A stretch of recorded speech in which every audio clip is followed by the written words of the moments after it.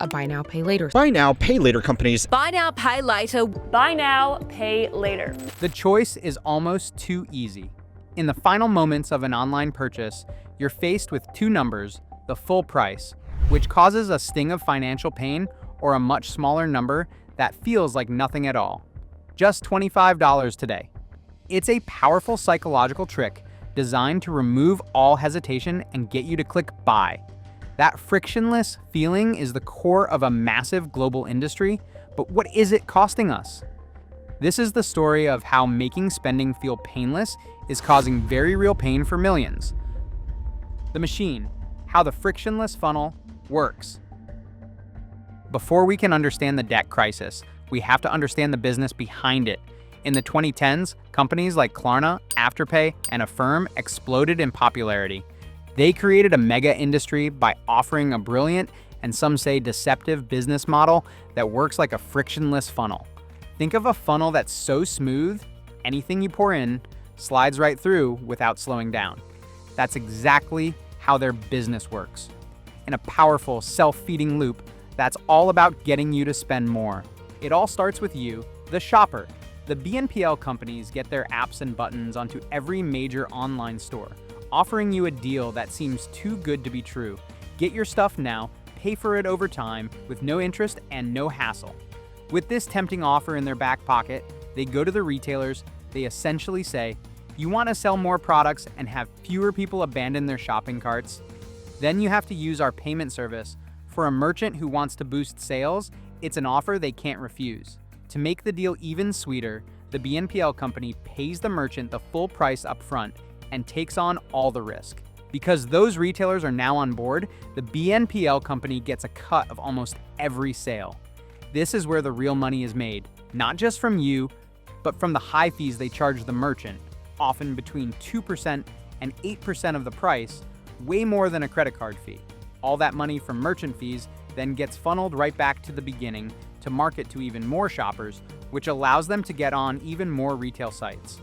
It's a closed loop, a perfect system of control that critics now say is a new kind of debt crisis in disguise, a $500 billion bet. The sheer scale of the buy now, pay later industry is staggering.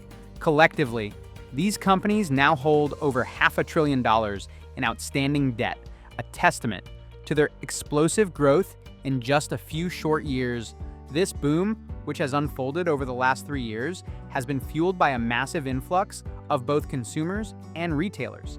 Affirm, one of the industry's giants, saw its revenue more than double in just 2 years. The number of retailers on its platform skyrocketed from 6,000 in 2020 to over 235,000 by 2022. In 2020 alone, BNPL services processed an estimated $97 billion in e-commerce transactions. This rapid expansion, however, is built on a precarious financial model. While BNPL companies boast of their growing user bases, Affirm reached 8.7 million active users and Afterpay 16.2 million in a single year, profitability remains elusive. Affirm, for example, lost nearly $500 million in 1 year and a full billion the year prior. Klarna, despite being valued at over $45 billion at its peak, reported a loss of nearly $100 million in a single quarter. These losses are subsidized by the high merchant fees they charge, which can be as high as 8%. A fee that, for many retailers, represents their entire profit margin. The result is a powerful incentive to encourage more spending. Studies have shown that consumers are between 17% and 26% more likely to complete a purchase when a BNPL option is available, and their average order size is 10% larger. This has led to an overall 30% increase in discretionary spending for BNPL users. But with 1/3 of users reporting that they have fallen behind on at least one payment, and 72% of those saying it has negatively impacted their credit score, the frictionless funnel is beginning to look more like a slippery slope. The price of convenience. So, how does this frictionless funnel actually hit your wallet? There's no single catastrophic event, but rather a slow-moving disaster that has affected millions, especially younger people. It was a financial earthquake in slow motion. When an estimated 40% of Gen Z and 48% of millennials started using these services, the the system began to show its cracks. Fans of the service saw it as a smart budgeting tool. But behind the scenes, chaos was brewing. The prices were adding up. A $100 purchase broken into 4 payments of $25 feels cheap, but what happens when you have 5 of those payments running at the same time? Suddenly, you owe hundreds of dollars spread across different apps with different due dates. The anger wasn't just about the confusion, it was about the fees. The final price you pay is rarely just the face value of what you bought. It starts with that base price, but then they stack the penalties if you make a mistake. The big one is the late fee. While the loan was interest-free, if you miss a payment, you get hit with a penalty. Some companies can charge late fees that add up to 25% of what you originally bought. Then there's the bank fees. Most of these apps automatically pull from your debit card. If you don't have enough money in your account, the payment attempt can trigger an overdraft fee from your bank, adding another $30 or more to your bill. This structure allows everyone to point fingers. The BNPL app blames the bank blames your balance, but the cash flows out of your pocket, and the fan of easy payments is the one left with the bill. It's not just about fees either. There's also the psychological trick. Scientists call it removing the pain of paying. By breaking up the cost, these apps disconnect the joy of getting something new from the pain of spending the money. It's designed to make you feel like you can afford more than you really can, and it works. Nearly 1/3 of users admit they spent more than they otherwise would have because BNPL was an option. The people versus the apps. The growing mountain of debt and buyer's remorse was the straw that broke the camel's back. The public was getting hurt, and Washington, D.C. noticed. For years, BNPL had operated in a gray area, claiming they weren't credit card companies, so the rules didn't apply to them. But according to the Consumer Financial Protection Bureau, that was about to change. So in May 2024, the government dropped a bombshell. The CFPB announced that it was officially classifying BNPL lenders as credit card providers. Their goal wasn't just a fine. The new rule means these companies now have to follow the same laws as Visa and MasterCard. They have to investigate customer disputes, provide refunds for returned items, and send regular, easy-to-read billing statements.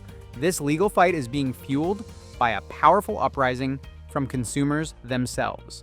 A survey found that nearly half of users had run into financial trouble, and 55% of Gen Z users said they regretted using the service. This isn't just a regulatory battle anymore, it's a full-blown consumer rights issue. A new hope?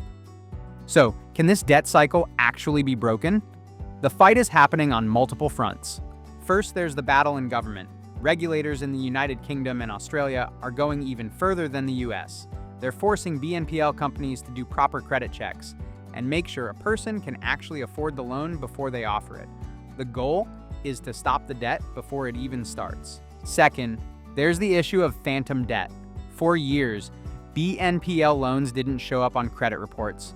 You could owe thousands of dollars, and it would be invisible to anyone checking your credit.